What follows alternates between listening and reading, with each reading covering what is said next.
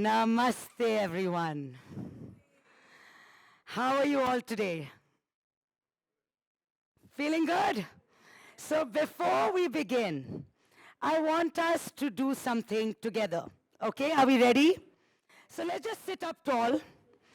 Inhale, take a long deep breath in. Hold the breath. Tighten your core, your hips. Hold the breath, tighten. Clench your fists.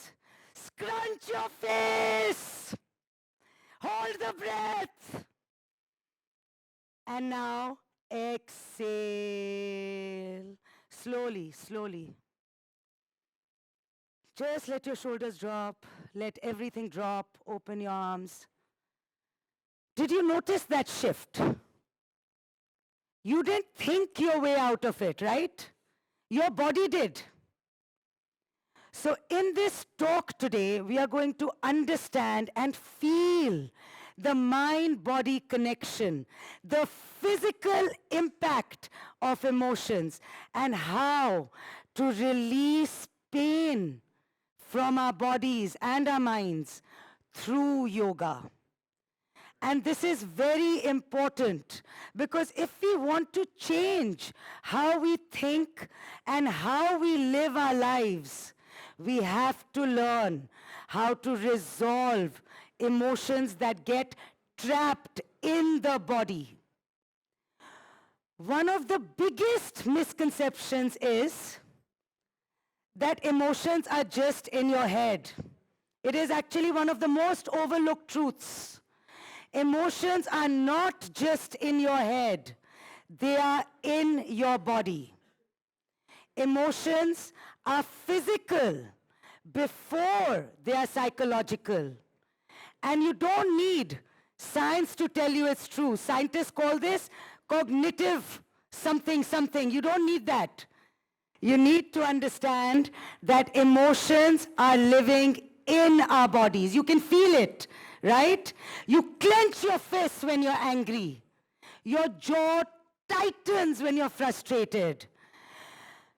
Your heart breaks when you're feeling sad. Your chest tightens when you're feeling anxious, when you're feeling panicky. Am I right? It's happening in our bodies. So it's very common to think that emotions are in our heads, but they first show up in your body. Correct? Now let's listen to some common phrases we use when we talk about emotions. My stomach is sinking. Do we say that? My chest is heavy. I feel crushed. My body is shaking. Right? These are all the things we use. I got a shiver down my spine. Right? So everything is being processed by your body first. And the mistake that we are making is that we are wrestling with our thoughts. We are analyzing, we are rationalizing. We are saying, calm down. Don't be angry. Don't panic. Does it work? Rarely, because if it worked, we wouldn't be carrying so much tension, pain, and emotional weight in our bodies. I was 14 when my dad passed away. He was on a business trip, and he had a cardiac arrest, and he passed away in his sleep.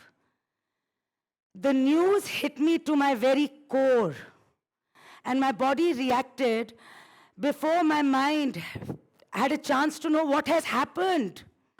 It felt so sudden, it felt so overwhelming that my body started like violently shaking. I had tremors in my body. My legs felt weak.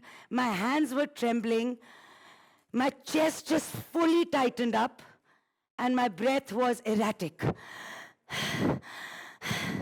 It felt like that. My whole body wasn't able to take this. So the physical reaction came first. It was raw.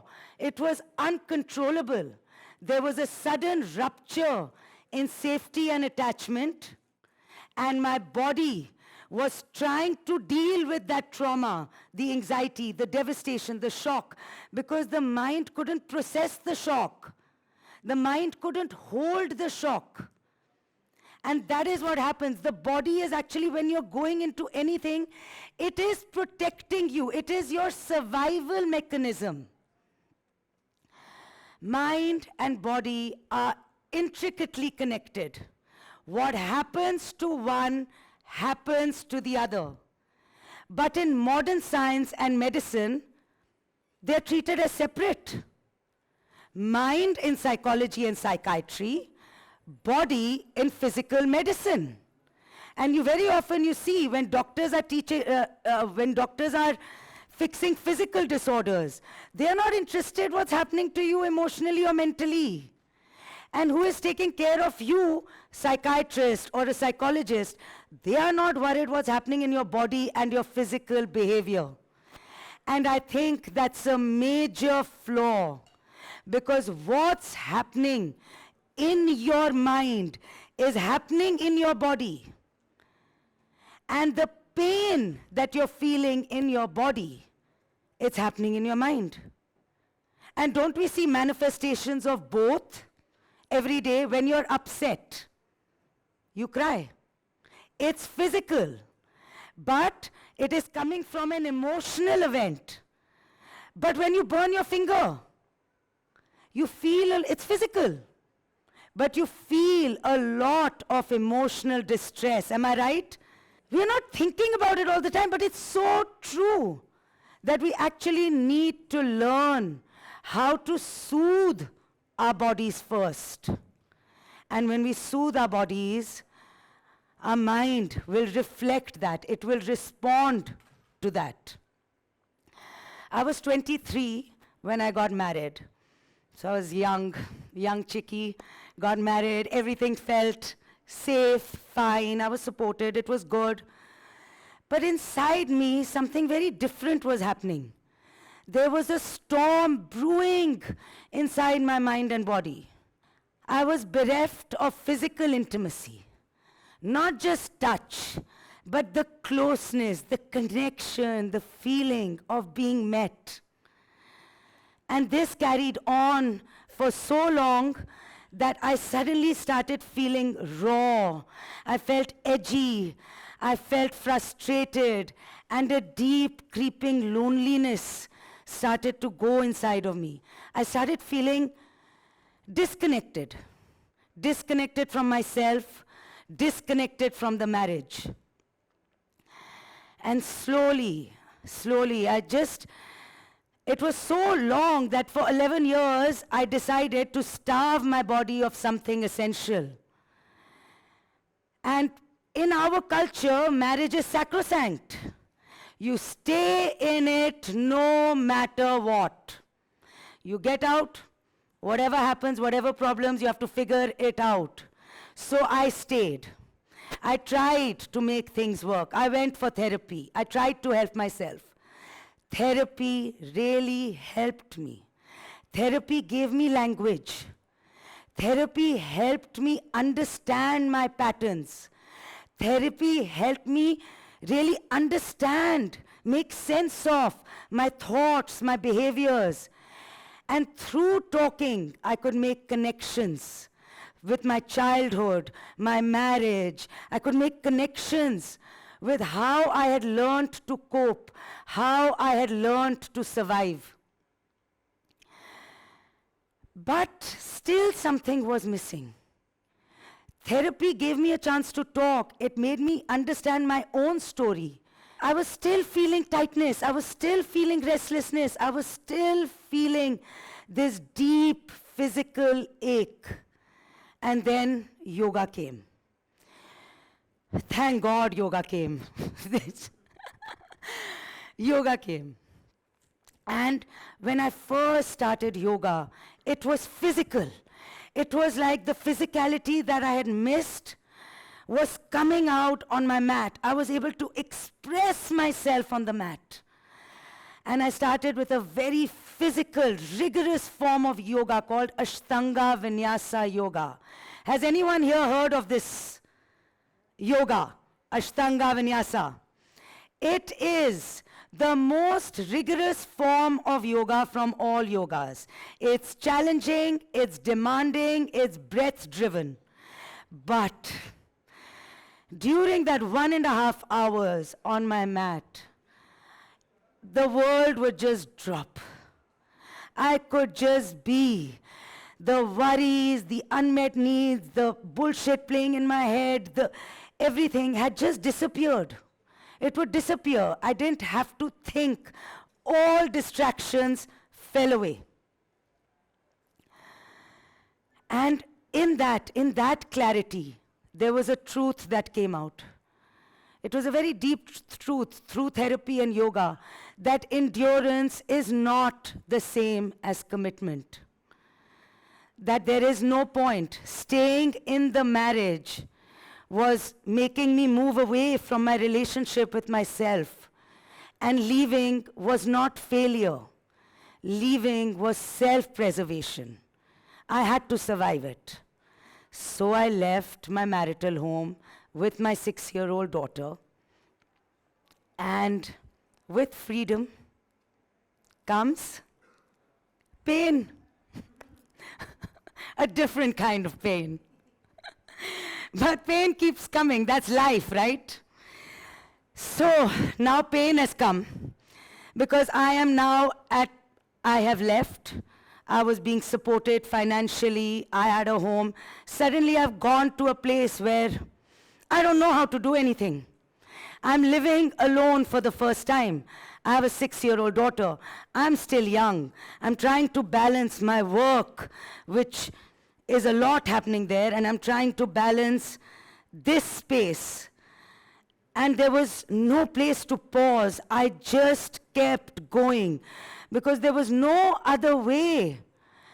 And through this responsibilities, no support, my body started paining. I had so much neck pain, back pain, but at this moment, life is still telling you, you have to stay upright. You don't have a choice. And with that, I moved.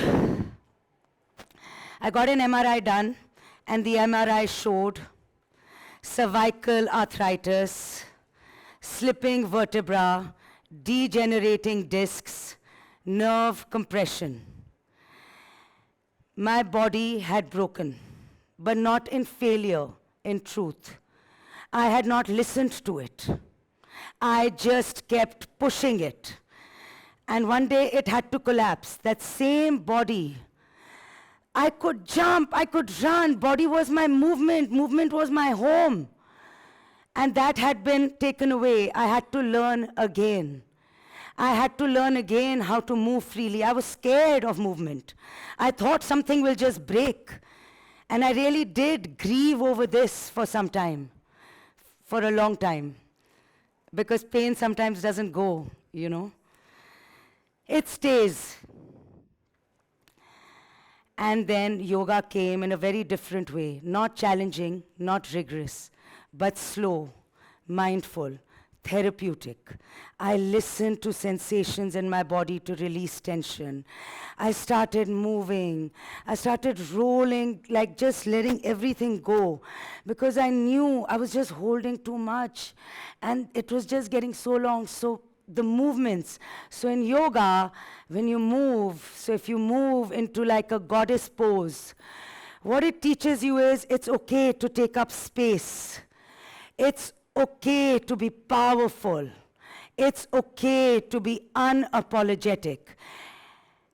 Cobra, for example, a cobra really opens up your chest. The heart-opening poses teach you that you have the courage, that you can start opening your vulnerability. The back bends teach you you have to go into the deeper, darker part of you. If I tell you right now, do a back bend, it's hard, right? You don't know what's behind you. That's your subconscious. So sometimes we do need to lean into our truth, and that leaning in happens through back bends. Breath work, if you want to calm down, there are breath works for that, to calm your nervous system down. There are breath works which you want to be energized. So you'll have Kapalbhati, you'll have energizing, which creates focus, drive, fuel in your body. And all of these become embodiments of who you are, knowing that you have the courage, knowing that you have everything that you need to move from that pain to power. And that is when I started moving, when I started healing, I was called to the United Nations. United Nations, when I was standing there, it was like, oh my God, I can't believe I'm here. I can't believe my journey has got me here. And now my journey is not just for myself. It is for everyone who comes into contact with me. Because pain has a purpose. Pain is the gatekeeper of destiny. Really, we need to embrace the pain, accept the pain, smile at the pain. Pain is asking you one simple question. Are you ready to listen to your body, or are you just a thinker?